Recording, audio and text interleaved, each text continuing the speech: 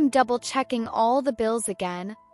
Electricity, water, internet, dad's phone bill, mom's health insurance. The same list every month, the same burden. It's been like this for years. First, I wanted to lend a helping hand, but then it turned into an obligation.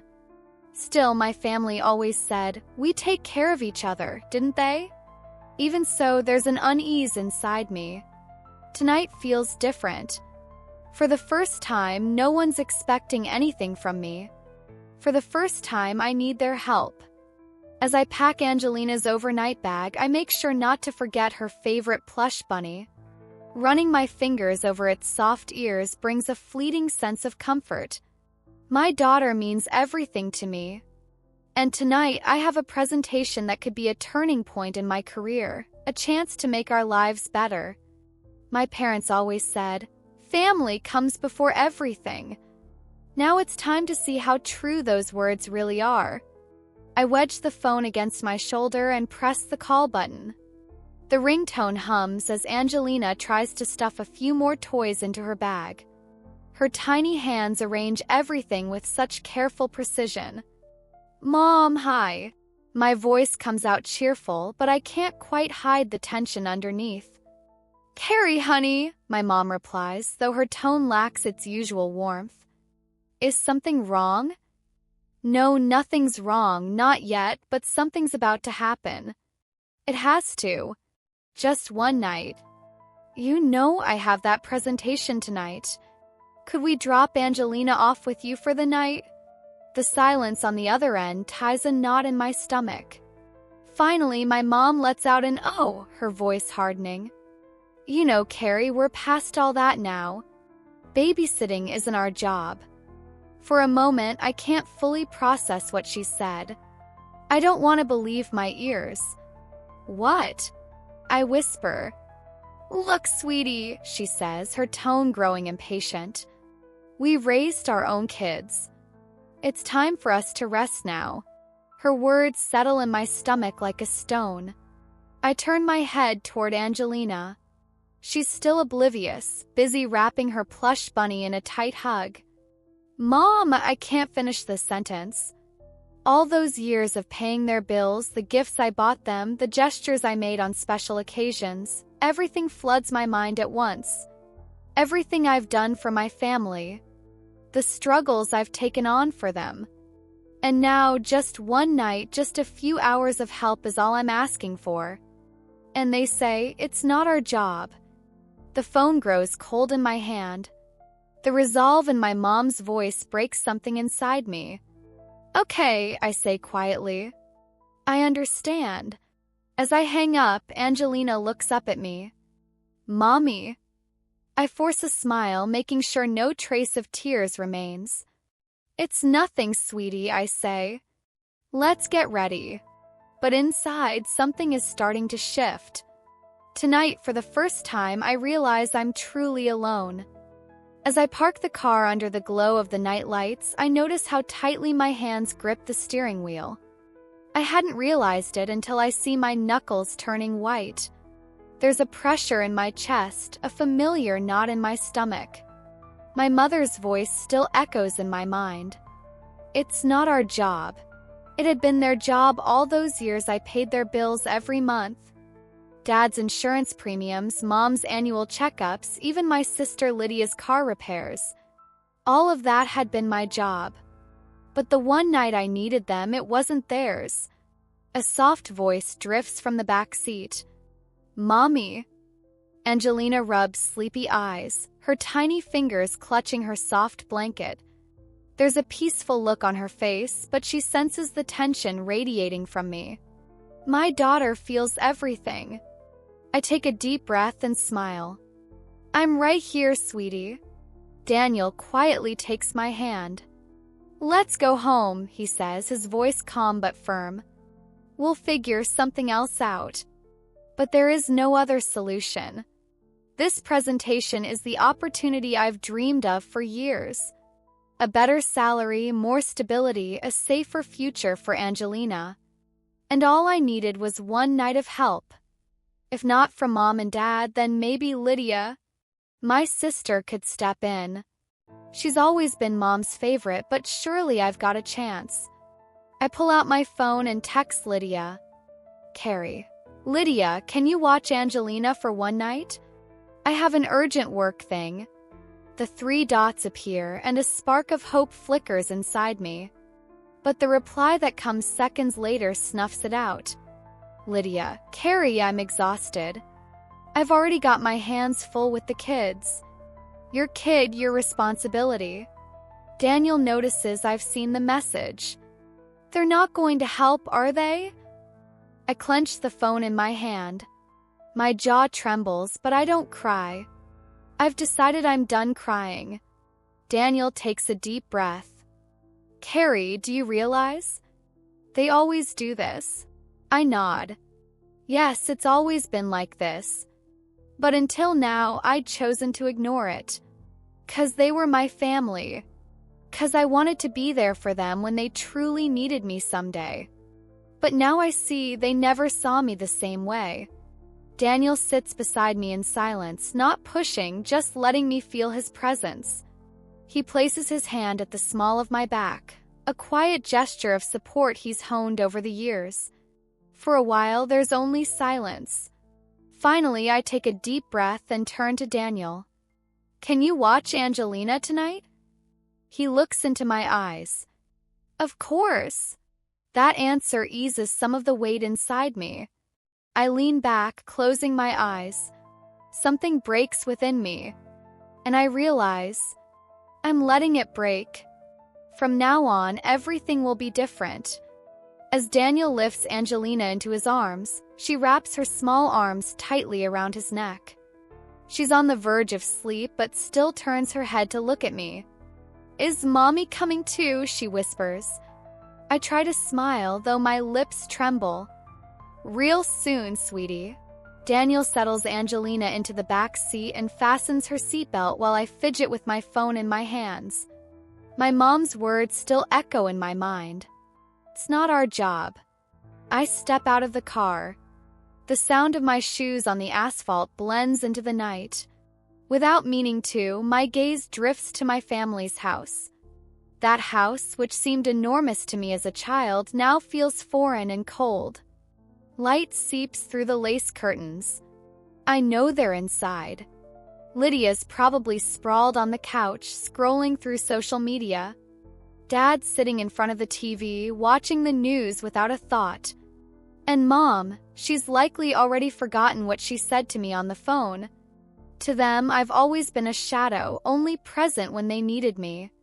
But tonight, I'm stepping out of that shadow. When I reach the door, I hesitate.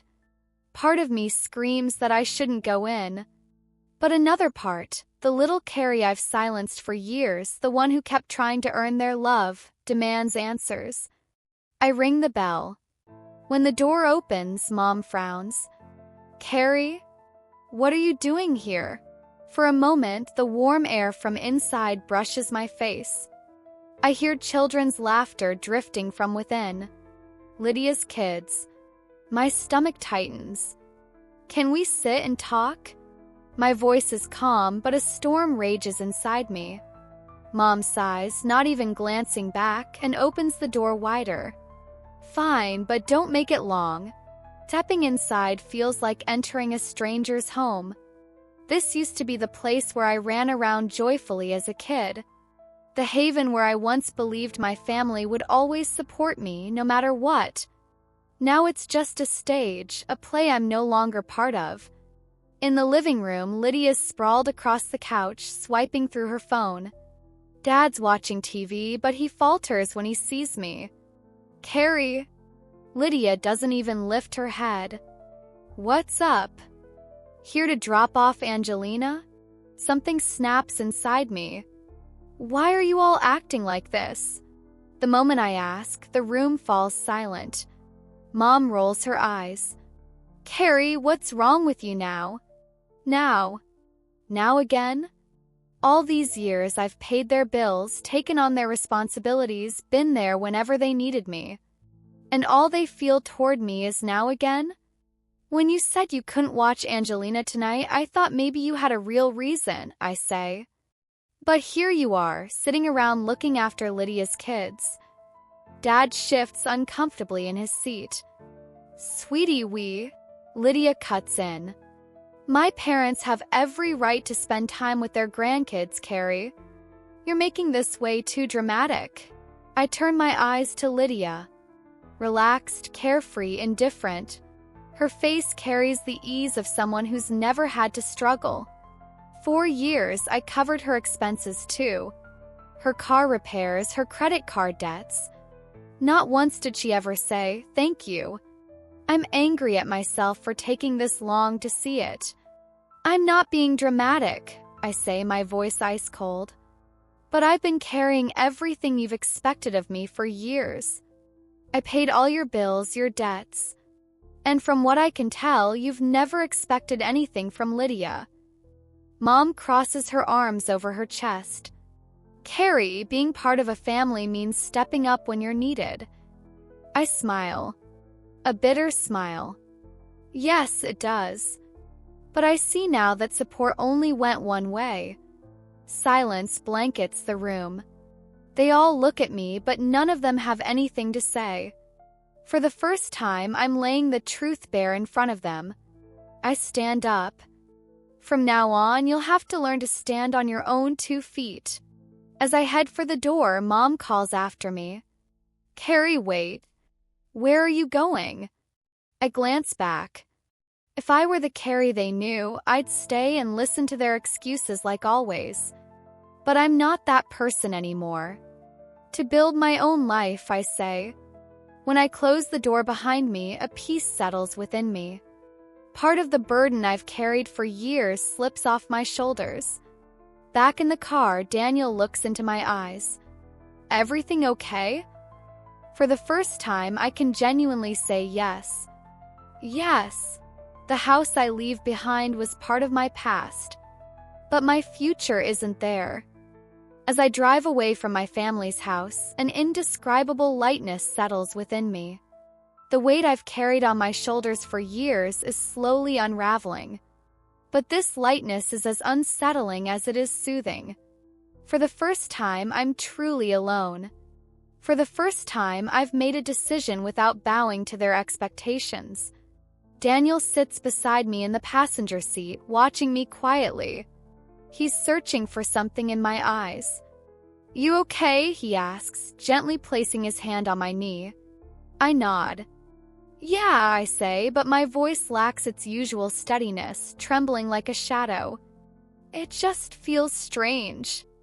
Daniel turns his gaze to the road. You're thinking about your own life for the first time in years, he says. That's a new feeling. He's right. I've always put my family's needs before my own. Even as a kid, it was my job to fix Lydia's messes. Mom would say, "You're the older sister, you have to take care of her." And I did.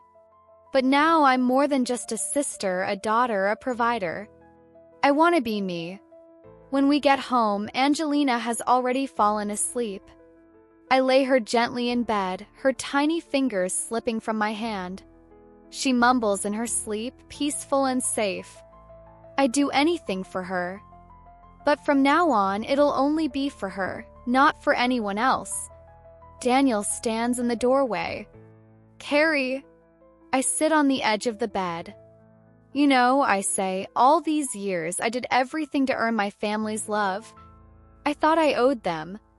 But seeing that they'll never truly give anything back, I can't finish. My throat tightens. Daniel sits beside me, taking my hands in his.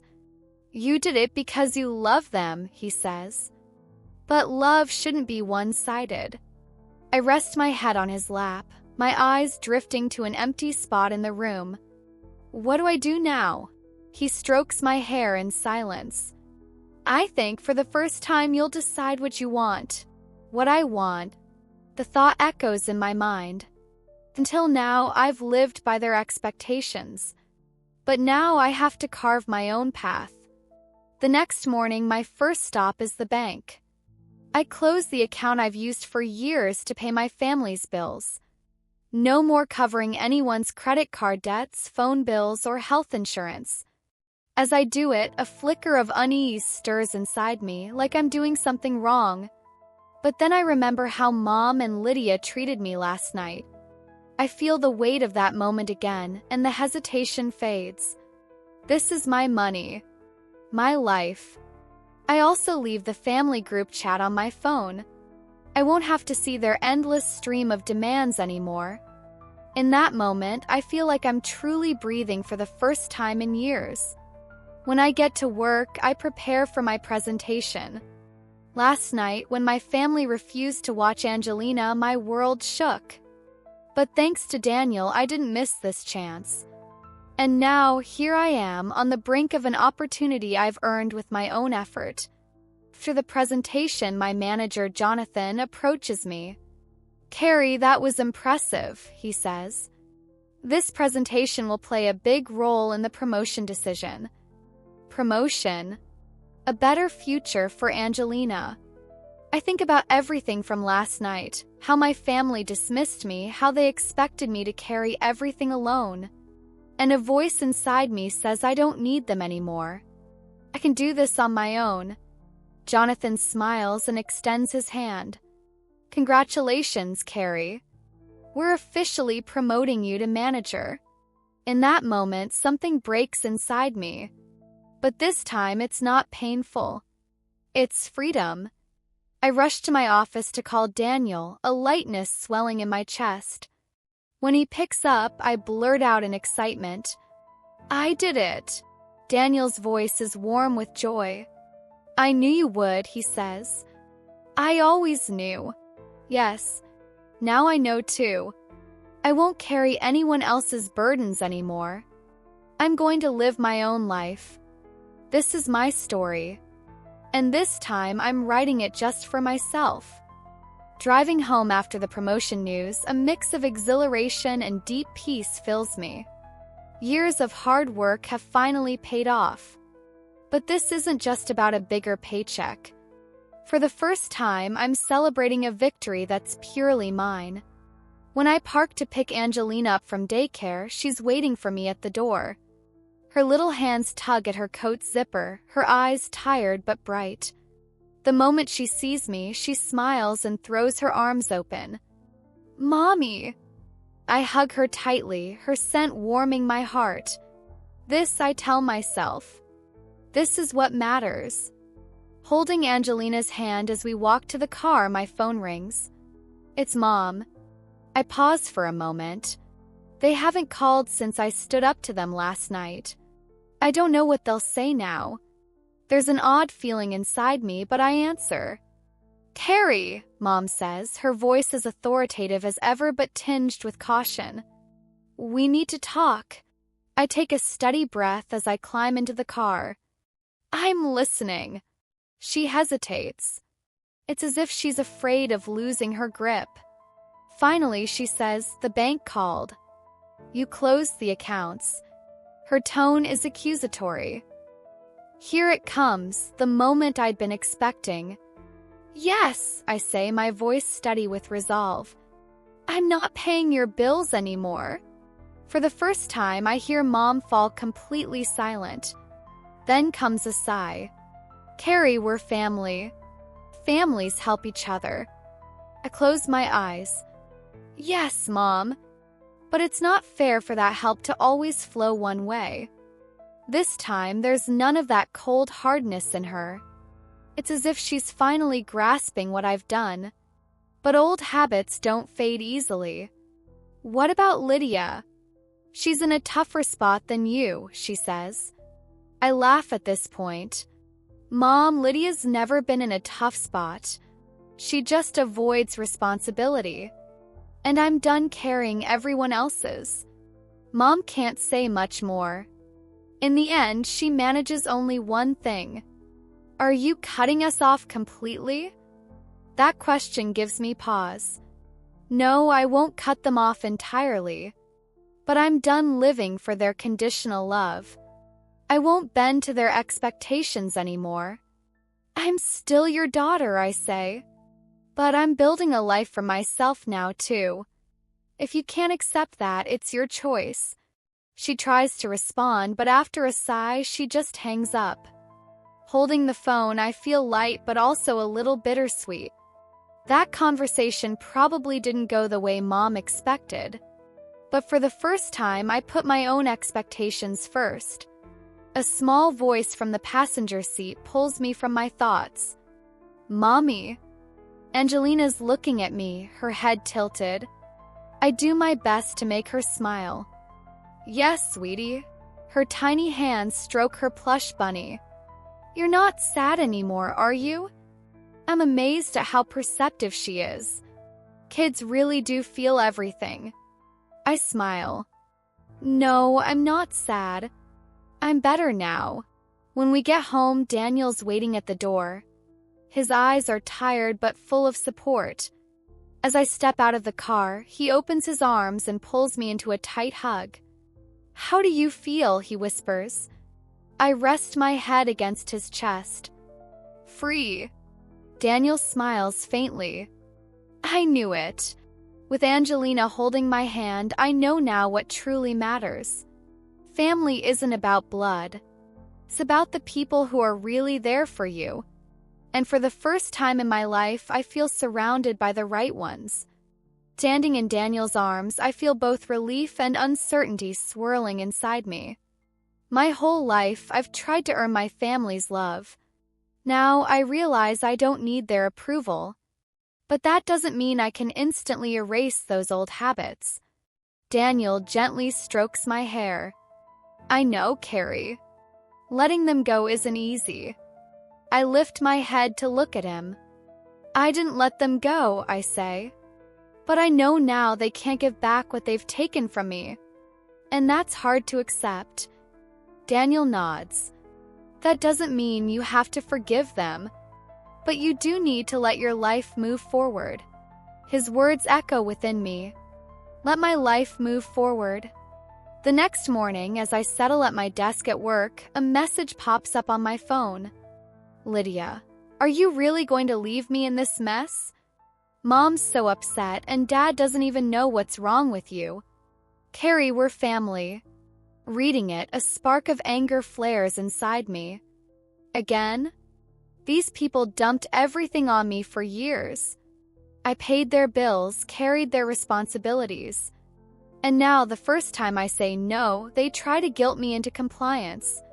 But I'm not the Carey who bends to their manipulation anymore. Carey, family isn't about one-sided sacrifices. I did everything for you all for years, but when I needed you, you turned your backs. Now, please take responsibility for yourselves. I'm living my own life now. After sending the message, I stare at my phone for a moment. As expected, Lydia doesn't reply. It's a shock for her. Carey wanting something for herself is hard for her to accept. But that's no longer my problem. That evening, when I get home, Angelina and Daniel are in the kitchen making cookies. My little girl's face is dusted with flour, her hands smeared with chocolate. Daniel's helping her shape the dough. When Angelina sees me, she throws her arms open with excitement. "Mommy, look! We're making our own rules." Her words stop me in my tracks. Daniel smiles at me. "Our own rules," he says. Angelina learned today that everyone can make their own. In that moment, something sparks inside me. My own rules. All my life, I've tried to follow the rules my family set. I became the person they wanted to earn their love. But now it's time to shape my own life. I smile. "So, what's my rule going to be?" Angelina tilts her head thoughtfully. Then, giggling, she says, "You have to be happy when you eat cookies." I laugh. That's a great rule. And truly, for the first time, I start setting my own rules. On Saturday morning, as I sip my coffee, Angelina is drawing at the kitchen table. Her tiny hands arrange colored pencils in a neat row as she asks, "Mommy, when is Grandma coming over?" A pang tugs at my heart. My mom has never really been there for Angelina. She missed her birthdays, never called when she was sick. Yet my daughter still cares about her grandmother's presence. For a moment, an old habit surfaces. Should I call Mom and talk to her? Maybe I should let her spend some time with Angelina. But then I hear her voice again. We're not your babysitters. I wonder if it's fair to let Angelina miss out on a grandmother's love because of that. Is family just about blood? Or is it about love? I take a deep breath. Sweetie, Grandma's really busy right now. But you've got other wonderful people who love you, don't you? Angelina nods. Yeah. Daddy, you, Teacher Lucy, and our neighbor Emma. I smile. There it is. My daughter has a circle of people who make her feel truly loved. Later, when we head out to shop, my phone rings. The name flashing on the screen freezes me for a second. Dad. I waver between answering or ignoring it. After Mom's and Lydia's guilt-laden messages, I'd realized I didn't want to talk to them. But Dad was always the quiet one. He'd faded into the background under Mom's shadow and Lydia's ease. I answer. Hello. There's a few seconds of silence. Then I hear Dad's voice. Carey. Just one word, but it carries a weight of emotions. I'm surprised you called, I say, keeping my tone neutral. Dad takes a deep breath. I heard you talk to your Mom and Lydia, and I get what you did. I really do. I wasn't expecting that. You do. Yeah. We let you take on everything for years, he says. His voice sounds older, worn. But I couldn't stand up to them either. To your mom, to Lydia. I always took the easy way out. Something cracks inside me. I realized Dad, in his own way, was trapped by our family's rules too. Standing up must have been hard for him. But still, he could have stopped them. Why are you calling me, Dad? I ask. He's quiet for a moment. When he speaks again, his voice trembles slightly. I don't want to lose you. That catches me off guard. In the past, I fought so hard to win their attention. But now, for the first time, someone's reaching out to me. Could this be a start? But I need to set a boundary. Dad, things won't ever be like they were, I say. I'm not cutting you out of my life, but don't expect the same things from me anymore. I'm building my own life now. Dad lets out a deep breath. I understand. How's Angelina? It's the first time he seems to genuinely care about his granddaughter. I smile. She's happy. I can hear a faint smile in his voice. Good. In that moment, I feel the echoes of the past starting to fade. That evening, as I brush Angelina's hair, a sense of peace settles within me. Conversation with Dad feels like a turning point. Past can't be fully erased, but I'm no longer living in its shadow. Angelina looks at me in the mirror. Mommy, are you happy? I blink. No one's ever asked me that before. I smile. Yes, sweetie. I really am. And for the first time, I believe it completely as I say it. The next morning, as I prepare Angelina's breakfast, I think about my conversation with Dad. I don't want to lose you. That sentence leaves a strange echo inside me. Mom and Lydia could easily write me off when I didn't follow their rules. But Dad, for the first time, had told me how he truly felt. I'm sipping my coffee, lost in these thoughts, when the doorbell rings. I freeze for a moment. Who could it be? When I open the door, I find Mom standing there. I wasn't expecting this. She's dressed in her usual polished, formal clothes, looking like she just stopped by on her way to a business meeting. Her face is tense, but it's hard to decipher exactly what she's feeling. Carey, she says, her voice softer than I've ever heard it. For a few seconds, I don't say anything. Finally, I open the door a little wider. Mom. Her eyes flick briefly into the house, then back to me. Can we talk? I take a deep breath. A few weeks ago, I'd have done anything to invite her in. But now I'm the one setting the rules. I stand in the doorway, speaking without stepping aside. I'm listening. Mom presses her lips together, then straightens her shoulders. Your dad told me he talked to you. I nod. Yeah. There's a moment of silence. Her gaze softens, though it's still distant. Carey, I didn't realize you were this serious. That catches me off guard. Serious? Had she really not noticed how I felt while I carried their burdens all those years? I look at her without narrowing my eyes. Mom, I supported you all in every way for years. Financially, emotionally. But when I needed you, you turned your backs. She takes a deep breath. That comes from how we were raised, Carey. We learned to stand strong, to not ask for help. I laugh, but it's a bitter sound. No, Mom. You taught me not to ask for help. But it was always different for Lydia. Her face hardens. Lydia's always been more fragile. Fragility isn't an excuse to avoid responsibility. Mom weighs my words. In the past, she'd have fired back immediately. But now she stays quiet. Finally, she nods slowly. I suppose you're right. That admission stuns me. I've never seen Mom admit she was wrong about anything. Does this mean she's changed, though? I don't know. And I'm not going to keep trying to figure it out. I take a deep breath. Mom, look. I don't want to cut you out of my life completely.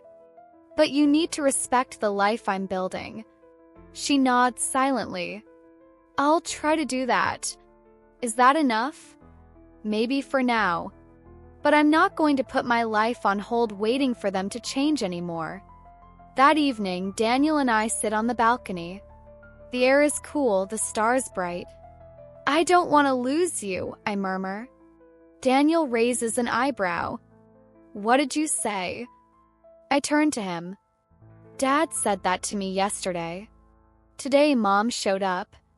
For the first time, I felt like she actually heard me. He nods. That's a good thing. I take a deep breath. Yeah, it is. But whether they change or not, I'm going to keep building my own life. Daniel smiles. Now that's good to hear. In that moment, I feel a peace settle within me. In the past, I'd have waited for my family to change. I'd have wanted them to understand me, to validate me.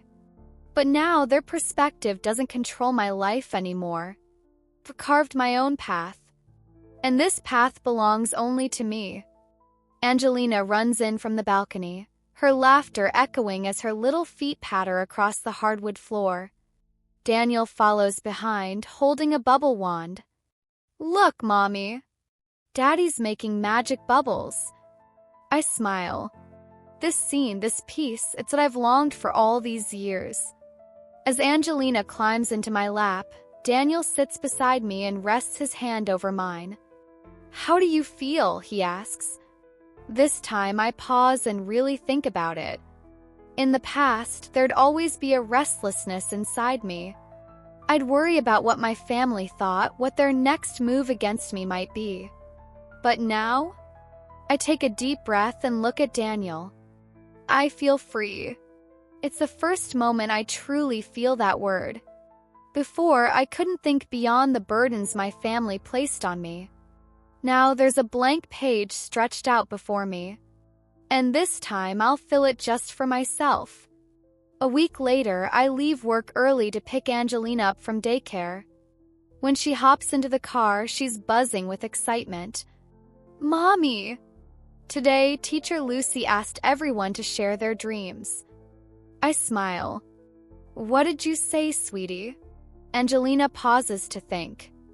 Then, her eyes sparkling, she says, When I grow up, I want to be like you. My throat tightens. Like me. She nods. Yeah. Strong. Someone who makes her own rules. My eyes well up, but I don't cry. This might be the greatest thing I've ever achieved. By forging my own path, I'm showing my daughter how to be strong too. Her voice pipes up from the back seat again. What about you, Mommy? What's your dream? It's been a long time since anyone asked me that. In the past, I'd have answered based on my family's expectations. But now, Carey only thinks about her own life. So I answer honestly. My dream was to live my own life. And I'm doing it. Angelina grins. So, did you make your dream come true? Car stops at a light, and I glance at her in the rearview mirror. Yes, I really did. I smile. Yes, sweetie. I did. That evening, we have a small but special celebration. Angelina, Daniel, and I eat dinner on the balcony by candlelight. It's nothing extravagant, but to me it means everything. 4 years I worked, struggled, and fought for my family's approval. Now I'm doing something just for myself. Daniel raises his glass. To our new life. I lift mine. To our own rules. Angelina eagerly raises her water glass. And to lots of cookies. We all burst into laughter. In that moment, I feel completely weightless. Family isn't just about blood. It's about the people who are truly there for you. And I've finally found my real family. I'll keep writing my own story. But this time, I'm the main character. And no matter what happens, I know now. True freedom begins when you claim your own life. Sitting on the balcony, a gentle breeze brushes through my hair. Candles on the table cast a flickering light, and Angelina sits beside us, nibbling on a cookie from her plate. Daniel's eyes are fixed on me, a smile playing on his lips. I raise my glass. To our own rules. Daniel lifts his too. And to your new life. Angelina eagerly hoists her water glass. And to lots of cookies. Our laughter blends into the stillness of the night. In that moment, a strange feeling wells up inside me. Lightness. The responsibilities I carried for so long, their expectations, my constant need to prove myself, all of it is gone. I'm truly free. That night, as I lie in bed, I stare at the ceiling and think about the past. My family's role in my life is different now. Mom is trying to understand me, but the distance of years can't be erased overnight. Dad, for the first time, said he doesn't want to lose me. Lydia, she hasn't changed. But I'm no longer waiting for her to. Once I fought to win their love. Now I know loving myself is enough. I close my eyes and take a deep breath. This is a new life. And this time I'm the one writing the story. A few months later, my days are completely different now. Thanks to my promotion, life is more comfortable. I can spend more time with Angelina, and when I'm with her, my mind isn't cluttered with financial burdens or my family's endless demands. On weekends, Daniel and I take little trips together. We build sandcastles with Angelina on the beach. We laugh, we savor life. One day, during a lunch break walk along the shore, my phone rings. It's Mom. I hesitate for a moment. Our talks have grown less frequent over the past few months. She still doesn't fully get it, but at least she's stopped issuing orders like before. I answer. Hi, Mom. Her voice is softer than usual. Hi, sweetie. Your birthday's in a few days. How about we have dinner together? In the past, I'd have wondered if this was a trap. But now I'm not carrying the weight of the past. I smile. Yeah, I can come. She sounds surprised. Really? Yes, I say. But I have conditions. Conditions? I take a deep breath. If you can accept me as I am, I'll come. If you try to lecture me or bring up old issues, I'll leave. There's a pause. Then Mom chuckles softly. Got it, Carey. I smile. Now we're really starting to understand each other. On my birthday evening, Daniel, Angelina, and I head to the restaurant. Mom, Dad, and Lydia are seated at the table. Lydia barely looks up from her phone, but Mom and Dad light up when they see me. "Happy birthday," Dad says, kissing me on the cheeks. Once I'd have felt an emptiness inside. But now I've learned to take what they can give. Throughout the night, Mom doesn't mention the past. Conversation stays in the present, about my life now. And that's enough for me. After dinner, Angelina hugs me. "Mommy, did you make a wish?" I smile. "Yes, I did." She claps her hands excitedly. "What did you wish for?" Daniel winks at her with a grin. If she tells, it won't come true. But I already know my wish has come true. 'Cause my wish was to build a life of my own. And now I'm living it. True freedom is claiming your own life. And I at last am free.